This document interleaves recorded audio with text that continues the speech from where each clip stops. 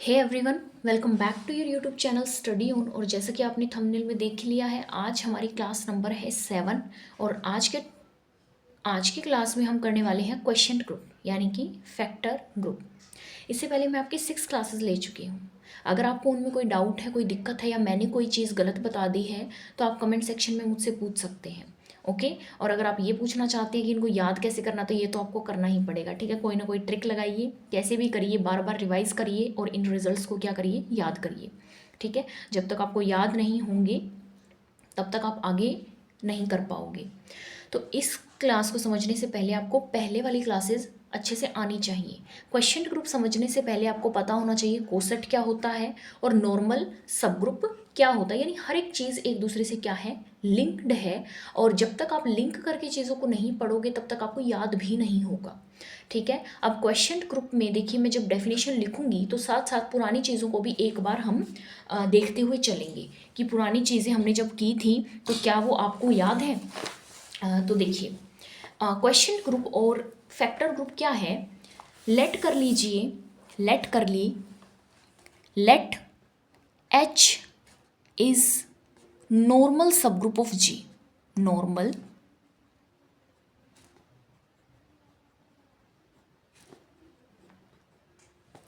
ठीक है, एच आपका नॉर्मल सब ग्रुप है जी का। और एक इफ ए एलिमेंट आपका कहाँ से बिलोंग करता है, जी से बिलोंग करता है, तो आपको पता है कि राइट कोसेट लेफ्ट कोसेट के इक्वल होगा।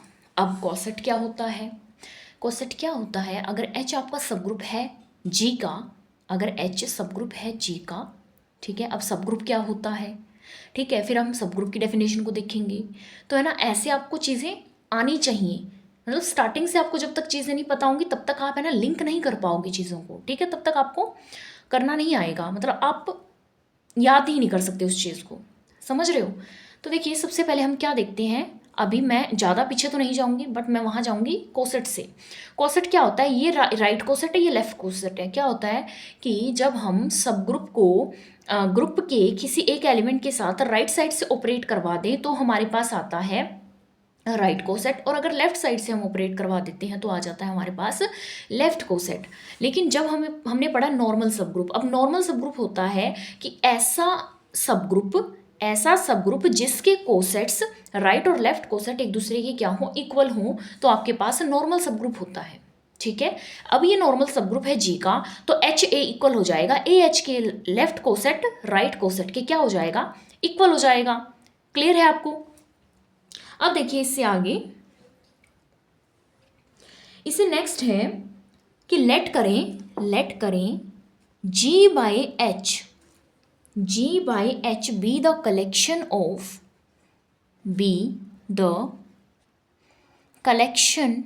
ऑफ ऑल द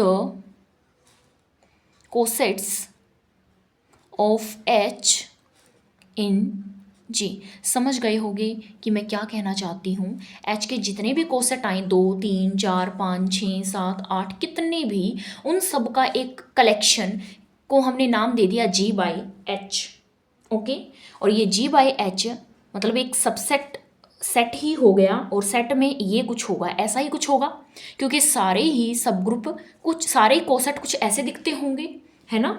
तो अब है ना, आप लेकर चलिए, इफ़ ए एंड बी दो एलिमेंट हैं जी से जब आप लेते हो, तो जब आप एच ए को एच बी के साथ मल्टीप्लाई करवाते हो तो क्या आता है, एच, क्या मैं ए एच लिख सकती हूँ इसको, और आपको पता है ए एच की जगह पर मैं लिख सकती हूँ एच ए, क्योंकि मेरा एच क्या है, नॉर्मल सब ग्रुप है जी का। तो मेरे पास यहाँ बन जाएगा एच एच ए बी, यानी कि मेरे पास आ गया एच ए बी। ये प्रॉपर्टी किसकी होती है, क्वेश्चन ग्रुप की ये प्रॉपर्टी होती है। ठीक है, क्वेश्चन ग्रुप की कह लो या नॉर्मल सब ग्रुप की ये वाली प्रॉपर्टी होगी। तो अब क्वेश्चन ग्रुप किसे कहा जाएगा, क्वेश्चन ग्रुप किसे कहा जाएगा, इसे कहा जाएगा।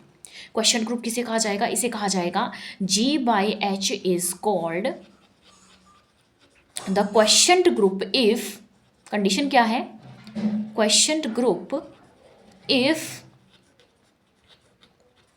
If G by H if G by H is a group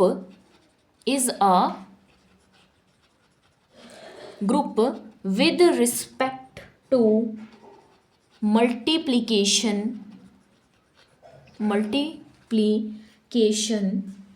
of cosets। I hope आप समझे हैं मैं क्या कहना चाहती हूँ। ओके, आपको पता लगा क्वेश्चन ग्रुप क्या होता है। क्वेश्चन ग्रुप होता है collection of all the cosets of H in G। अगर आपका ग्रुप बना ले with respect to multiplication of cosets तो आप क्या कहेंगे, ये हो जाएगा क्वेश्चन ग्रुप। अब देखिए, अब ध्यान से देखिए, दो सब ग्रुप, दो कोसेट लिए, दो कोसेट की मल्टीप्लीकेशन मैंने करवाई, दो सब ग्रुप की मैंने दो कोसेट्स की मैंने मल्टीप्लीकेशन करवाई, तो एंड में मेरे पास कोसेट ही आ रहा है, तो क्लोज्ड हो गया ना, ये क्लोज्ड प्रॉपर्टी हो गई ना यहाँ पे। तो हम कह सकते हैं ना कि ये ग्रुप बनता है with respect to multiplication. Okay, तो यही था क्वेश्चन ग्रुप, और इसी को आप क्या बोलोगे, फैक्टर ग्रुप। क्लोजर प्रॉपर्टी को हमने सेटिस्फाई कर लिया, बाकी की तीन प्रॉपर्टीज भी इसमें सेटिस्फाई होंगी। ओके, सेकंड प्रॉपर्टी क्या है आपकी, क्योंकि आप जानते हो नॉर्मल सब ग्रुप से ये चीज बन रही है।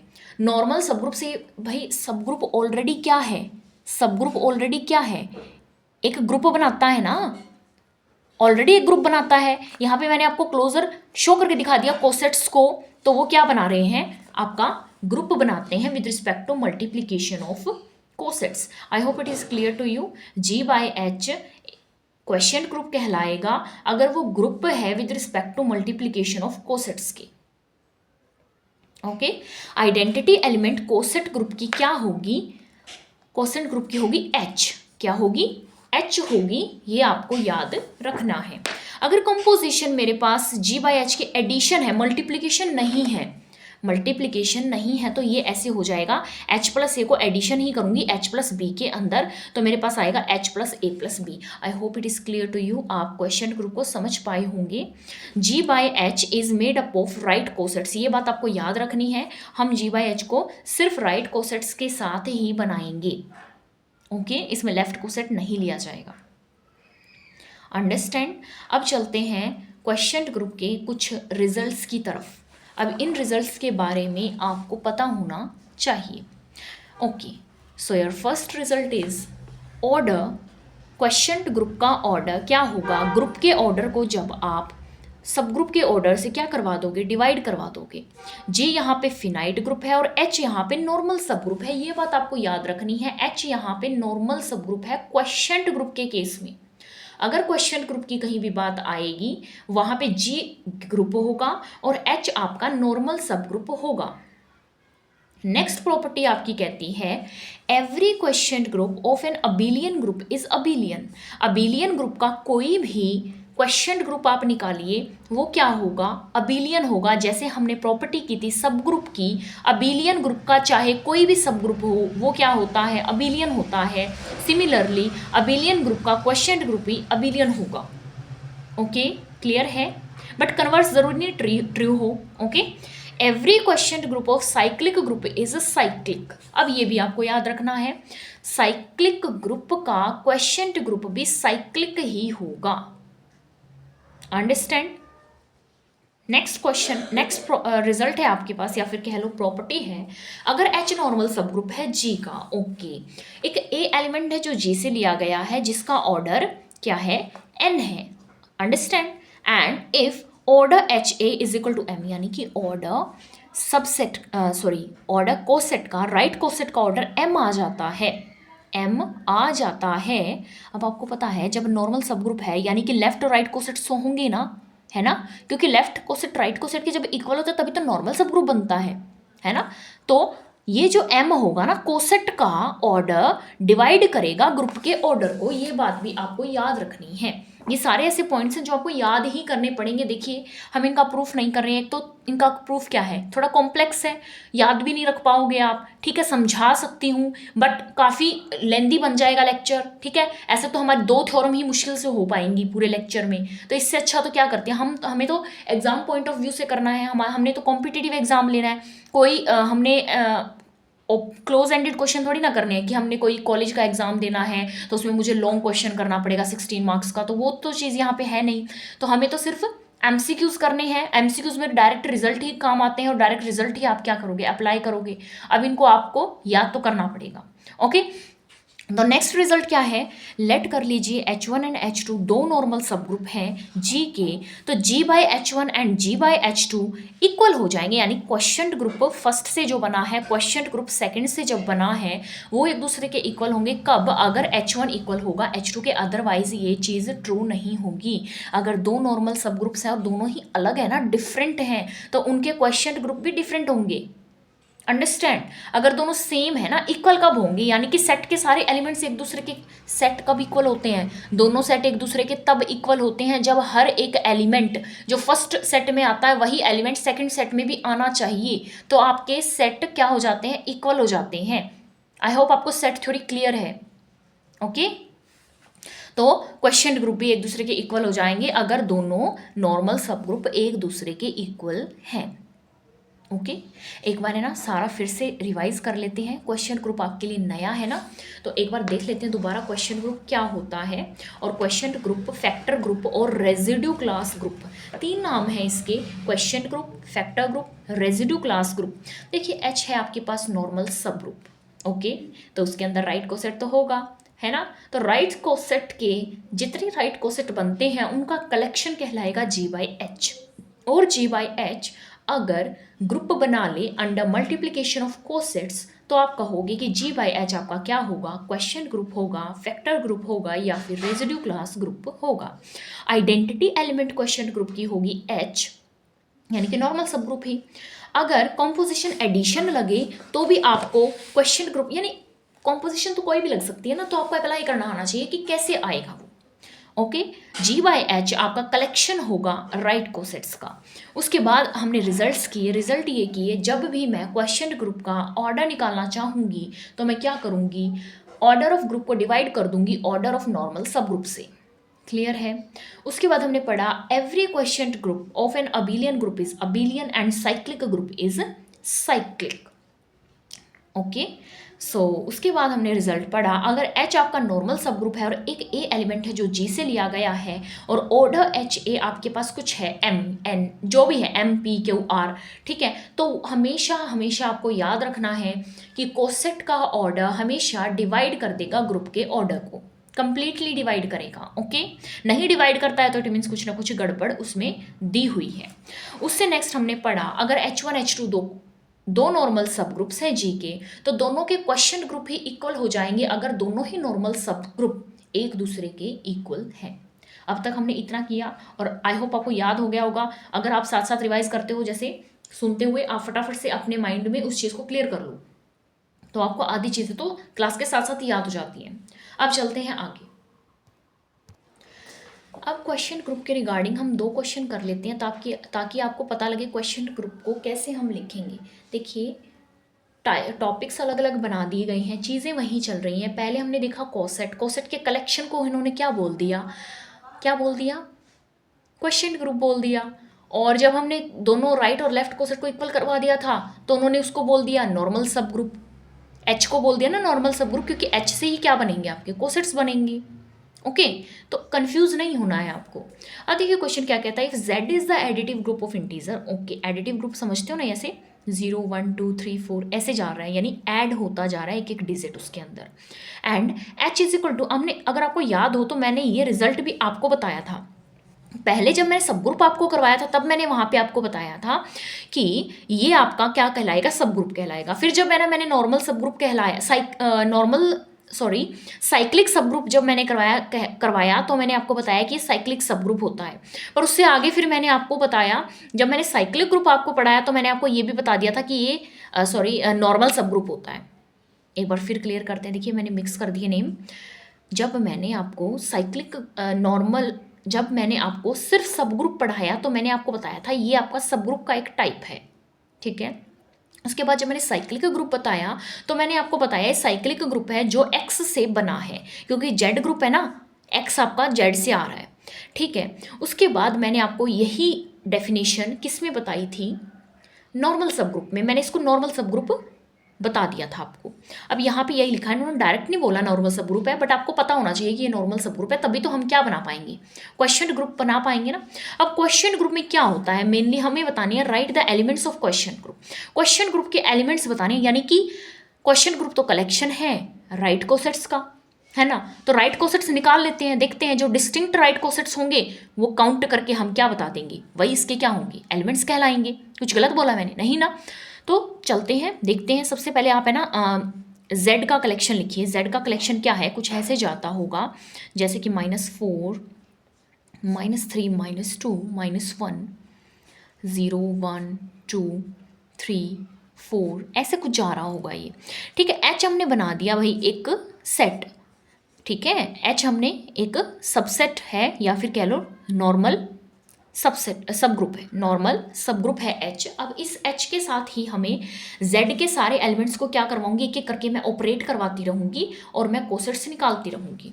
तो सबसे पहले मैंने निकाला H+0। जब मैंने 0 एलिमेंट जेड से उठाया तो H+0 जब मैं निकालूंगी तो मेरे पास एलिमेंट्स क्या बनेंगे एच के। तो एच के एलिमेंट जब आप पुट करिए यहाँ पे, इसके अंदर है ना वैल्यू आप पुट कर सकते हो, किसकी, एक्स की वैल्यू पुट करवा सकते हो ना आप, 0 रख दो। यानी इसको जब मैं ओपन करके लिखूँगी इस सेट को, तो ये कुछ ऐसा बनेगा -2m -m 0 m 2m dash dash dash करके, ठीक है। एम एच कुछ ऐसा होगा। तो अब मैंने 0 ऐड करना है तो मेरे पास तो सिर्फ एच ही बचेगा -m, क्योंकि 0 को ऐड जब करेंगे तो कोई फ़र्क ही नहीं पड़ेगा, है ना। अब मैंने निकाला 1 एलिमेंट मैंने उठा लिया z से, तो मेरे पास आया H+1। तो अब देखिए, अब मेरे पास क्या बनेगा, -2m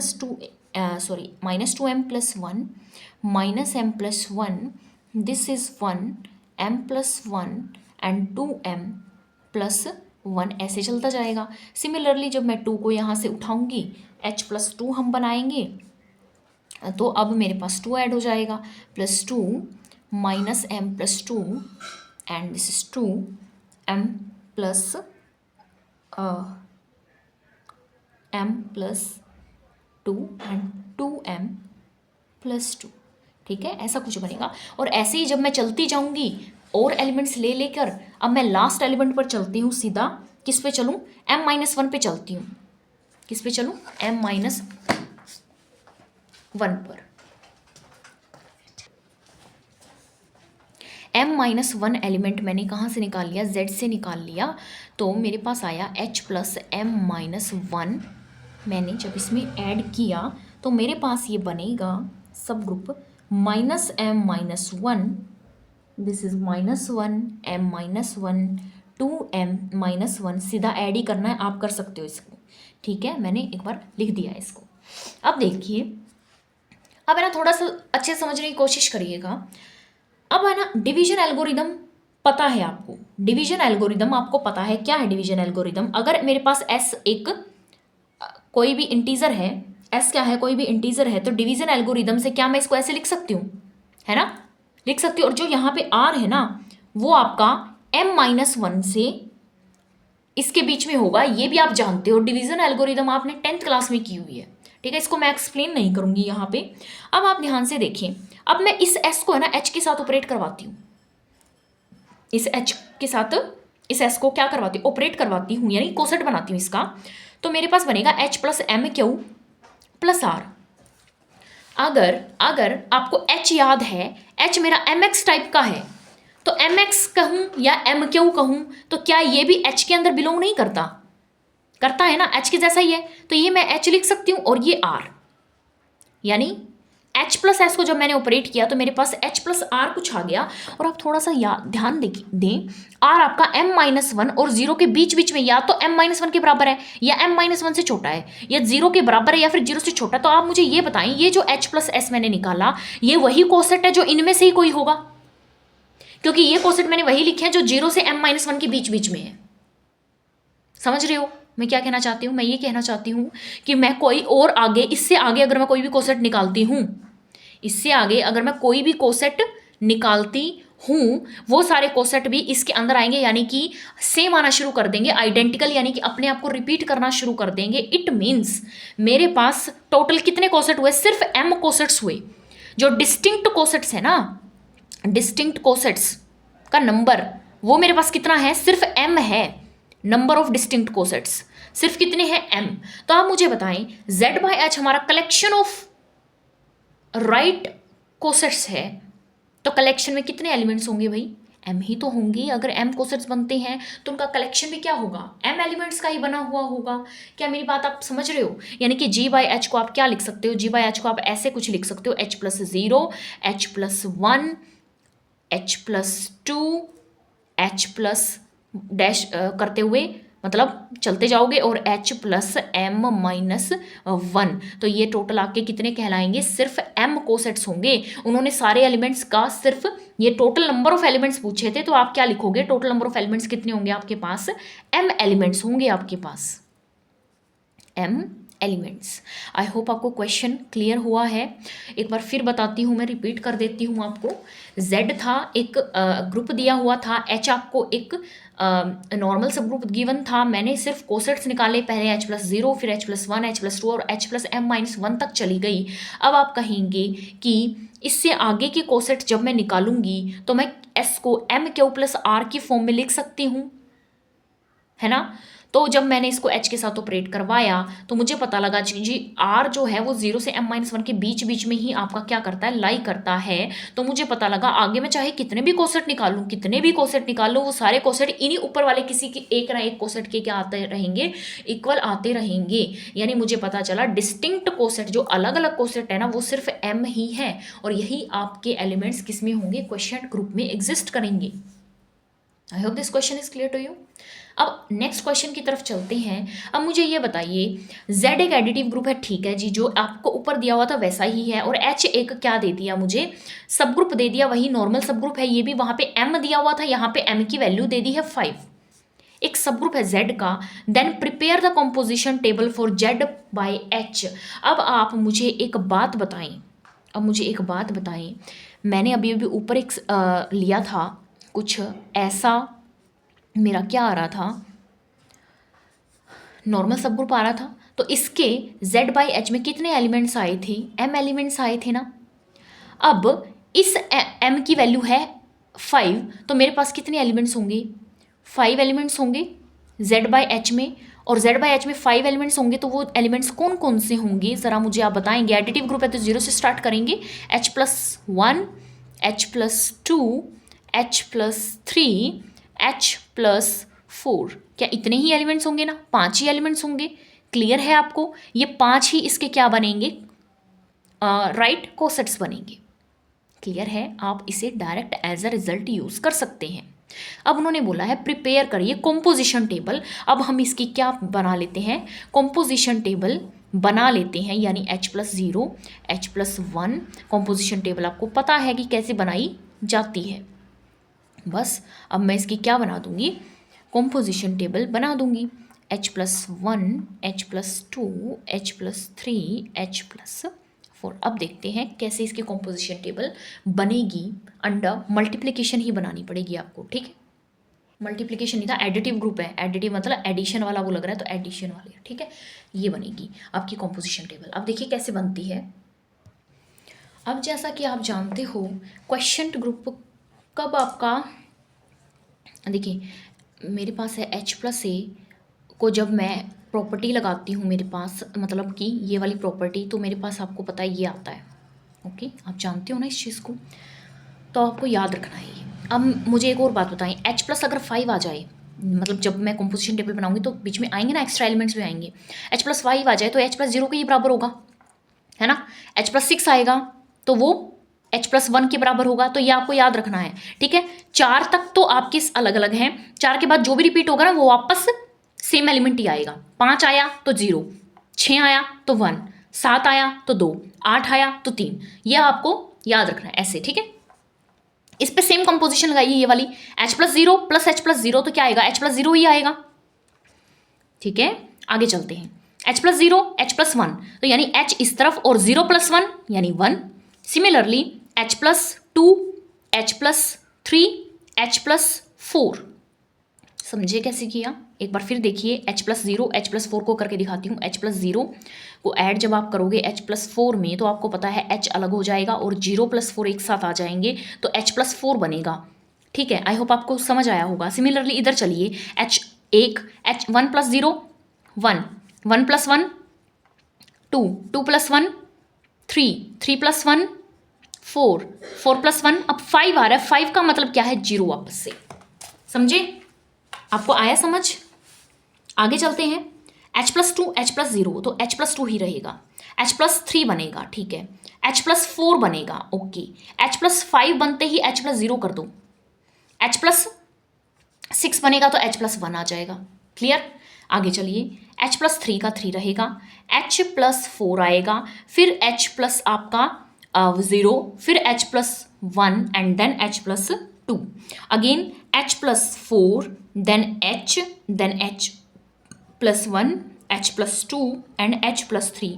उन्होंने यही कहा था कि कॉम्पोजिशन टेबल बना दीजिए और हमने कॉम्पोजिशन टेबल बना दी है।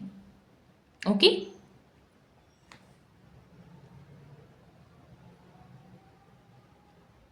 क्लियर?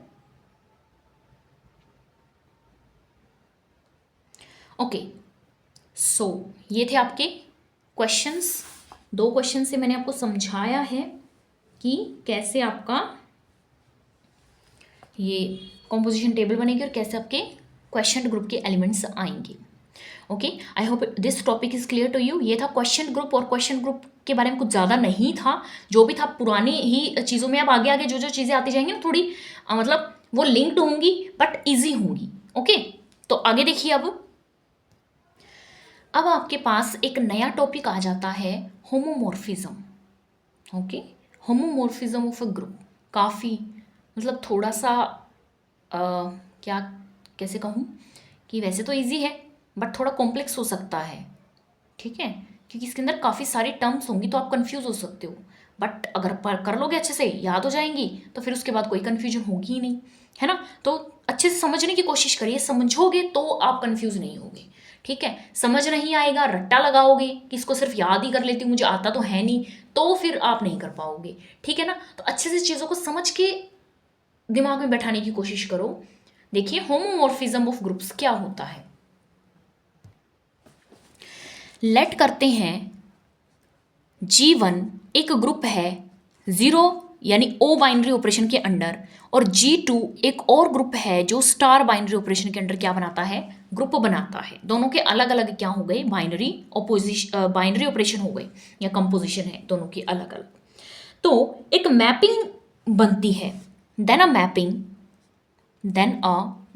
अब मैं मैपिंग वगैरह ये सब चीज़ें यहाँ खोल के नहीं बताऊंगी, क्योंकि ये आप ऑलरेडी जानते हो, तभी तो आप यहाँ तक आए हो। ठीक है ना, तो F हो गया, G1 से G2 तक एक मैपिंग जाती है। ठीक है, G1 से G2 के पास एक मैपिंग, पता होगी ऐसे एलिमेंट्स होते हैं। ठीक है, फिर हम उनको ऐसे 1 1 on 2 टाइप। ठीक है, तो देखिए F G1 से G2 तक आप जाओगे, डिफाइंड बाय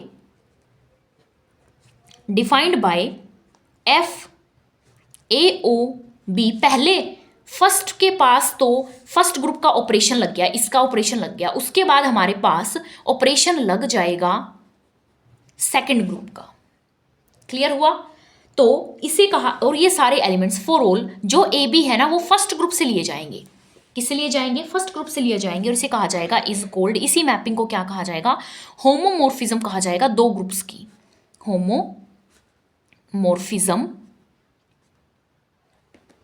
होमोमॉर्फिज्म। ठीक है, कैसे? दो ग्रुप हैं आपके पास, अलग अलग बाइनरी ऑपरेशन के अंडर है, एक मैपिंग जाती है G1 से G2 के पास जाती है, यानी कि G1 के किसी एक एलिमेंट से G2 के किसी एलिमेंट पर जाएगी, और वो जाएगी कैसे? वो एक डिफाइंड होती है आपके पास। ठीक है, वो आपको गिवन होगी मैपिंग। वो मैपिंग कुछ इस तरह से है, पहले एलिमेंट्स के अंदर फंक्शन, इसके अंदर आप फर्स्ट ग्रुप का कंपोजिशन लगा दो, एंड देन आपके पास सेकंड ग्रुप का कंपोजिशन बन जाना चाहिए। अगर बन जाता है एलिमेंट्स का यूज करके, तो समझिए कि वो कौन सी मैपिंग है, वो मैपिंग कहलाएगी homomorphism. I hope it is clear to you. Okay, question के थ्रू मैं जानती हूँ आपको ज़्यादा क्लियर होगा, और क्वेश्चंस मैं ज़रूर लूँगी ताकि आपको अच्छे से क्लियर हो जाए चीज़ें। ठीक है, क्योंकि क्लियर तो हमें करनी ही पड़ेंगी ना। अब आगे चलिए, एक होती है होमोमॉर्फिक इमेज, जीवन की एक होती है होमोमॉर्फिक इमेज। अब होमोमॉर्फिक इमेज को कैसे लिखा जाएगा, एफ जीवन, जीवन की होती है, इसे लिखा जाएगा एफ एक्स, और ये जो एक्स है ना वो जीवन से आया है, जो एक्स है वो आपका जीवन से आया है, और इसी को कहा जाएगा होमोमॉर्फिक इमेज ऑफ जीवन। क्लियर है, होमोमॉर्फिक इमेज कुछ इस फॉर्म की आपको दिखाई देगी। आई होप होमोमॉर्फिज्म आपको क्लियर हुआ। अब आगे चलते हैं, इसी के कुछ एक एग्जांपल्स कह लो, या फिर मैंने अलग अलग बाइनरी ऑपरेशन का यूज़ करके उनको मैंने और ज़्यादा एक्सपैंड करने की कोशिश की है। तो देखिए क्या होता है, आपके पास लेट्स सपोज आपके पास दो ग्रुप हैं, जीवन ग्रुप है प्लस बाइनरी ऑपरेशन के साथ, और J2 ग्रुप है मल्टीप्लिकेशन बाइनरी ऑपरेशन के साथ, और मैपिंग जाती है आपकी जीवन से J2 के पास, और कुछ ऐसे लिखी जाएगी। देखिए दो एलिमेंट्स ले लिए जीवन से, दो एलिमेंट्स होंगे आपके कहाँ से, जीवन से आएंगे, और F के अंदर मैं दोनों एलिमेंट्स का एडिशन करूंगी, क्योंकि फर्स्ट जो ग्रुप है ना उसके अंदर मेरी क्या कंपोजिशन लग रही है, प्लस वाली लग रही है। ठीक है, फिर बाद में जाते जाते FA और FB यानी कि सेकेंड ग्रुप की कंपोजिशन अगर बन जाती है ना, जैसे जैसे आप प्रोसीड करोगे, मतलब अभी तो मैं आपको सिर्फ बता रही हूँ, रिजल्ट बता रही हूँ, पर जब आप क्वेश्चंस करोगे दो एलिमेंट्स ऐसे निकालोगे और उनको है ना कुछ ऑपरेट कर करके उनको सॉल्व कर करके कुछ इस फॉर्म में जब हम ले आएंगे, तो मतलब वो क्या बन जाएगी, होमोमॉर्फिज्म प्रूव हो जाएगी। ठीक है, तो इसे कहा जाएगा homomorphism of G1 into G2, इसका नाम है ये, इस मैपिंग का नाम है, जीवन से G2 तक क्या जाएगी, होमोमॉर्फिज्म जाएगी। सिमिलरली फर्स्ट ग्रुप में अगर मल्टीप्लिकेशन है तो बाद में जाके आपका क्या बनना चाहिए, एडिशन बनना चाहिए। ओके, दोनों ही एडिशन है तो पहले भी एडिशन और बाद में भी एडिशन। सिमिलरली दोनों मल्टीप्लिकेशन है तो पहले भी मल्टीप्लिकेशन और बाद में भी मल्टीप्लिकेशन। तो ऐसे आपको क्या करना पड़ेगा, ध्यान रखना पड़ेगा। सबसे पहले ना एक क्वेश्चन देख लेते हैं ताकि आपको होमोमॉर्फिज्म है ना और अच्छे से क्लियर हो जाए। ये देखिए पहले क्वेश्चन को ना अच्छे से रीड करिए। देखिए क्या कहता है क्वेश्चन, क्वेश्चन कहता है let G be a group, G be a group of all the ordered pair A, B of real numbers. Real number के ordered pair हैं with the binary operation denoted by addition. Binary operation क्या लगता है, addition वाला binary operation वहाँ पे लगता है, और वो कुछ ऐसे डिफाइंड है जैसे फर्स्ट ऑर्डर पेयर लिया A, B, second order pair के बीच में ये क्या लगा दिया इन्होंने, एडिशन वाला बाइनरी कॉम्पोजिशन लगा दिया। तो बाद में रिजल्ट आपको क्या मिलना चाहिए, रिजल्ट आपको मिलना चाहिए A + C and B + D and G1 एक जीवन ग्रुप है। पहले जी ग्रुप की बात हो रही थी, अब जीवन ग्रुप है, एडिटिव ग्रुप है, ये भी एडिशन वाला ही क्या लगेगा, इसमें कंपोजिशन लगेगी। तो एक मैपिंग बनती है जी से जीवन तक, defined by FA, B equal to A, first element ही आ जाना चाहिए। फॉर ऑल A, B आपके कहाँ से आएंगे, फर्स्ट ग्रुप से आएंगे। Then show that F is homomorphism of G onto G1। अब देखिए हम इसको कैसे होमोमॉर्फिज्म बनाते हैं। ठीक है, तो देखिए थोड़ा सा समझने की कोशिश करिएगा। आपको पता है, आपको एक बात आप बहुत अच्छे से जानते हो,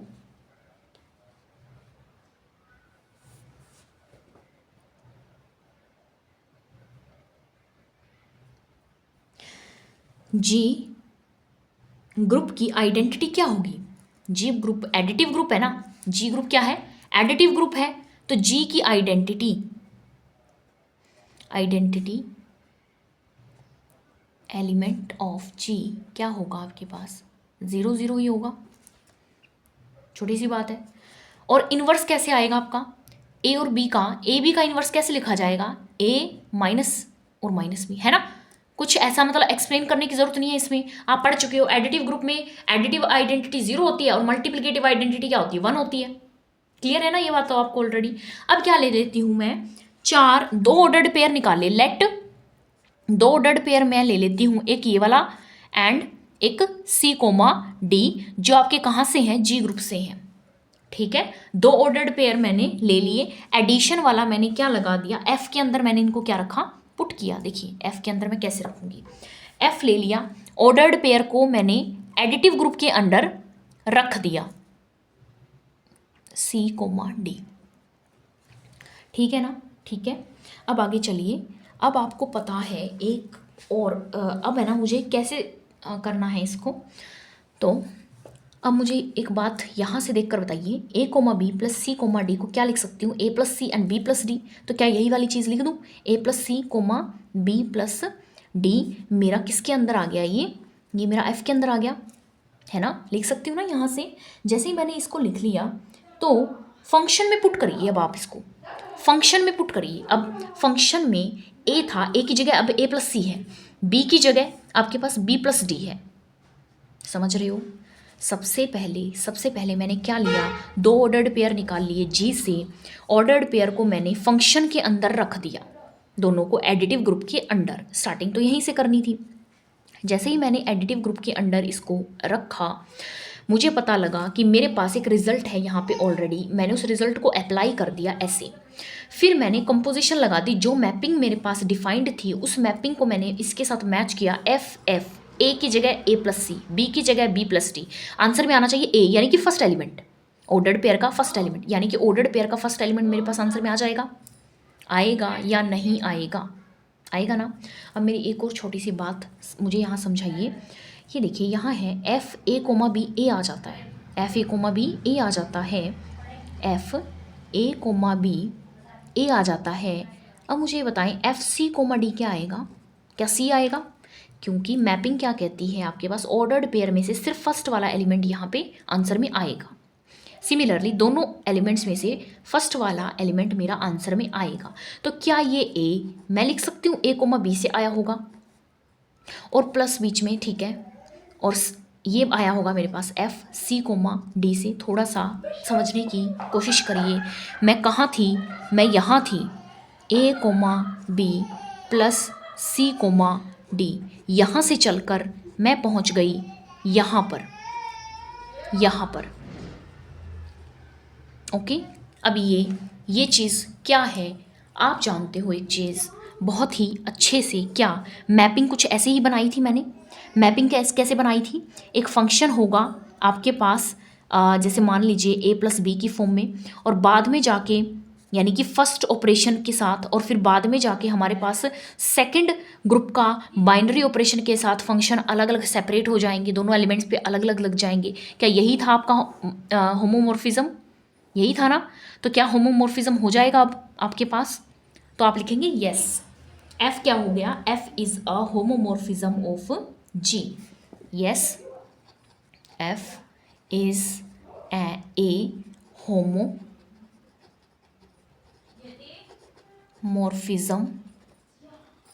of G into G1, G1 तक गया है वो। आई होप आपको क्लियर हुआ है होमोमॉर्फिज्म क्या होता है। ओके, आज मैं आपको इतना ही बताऊंगी होमोमॉर्फिज्म क्या होता है, और उसके रिगार्डिंग मैंने आपको एक क्वेश्चन करके सॉल्व करके दिखाया है। नेक्स्ट होमोमॉर्फिज्म को हम नेक्स्ट लेक्चर से कंटिन्यू करेंगे। आज के लिए बस इतना ही। वीडियो अगर पसंद आई है तो लाइक शेयर सब्सक्राइब ज़रूर करिए, प्रीवियस वीडियोज़ को ज़रूर देखिए इस वीडियो को देखने से पहले। So bye bye, have a nice day, see you in the next video.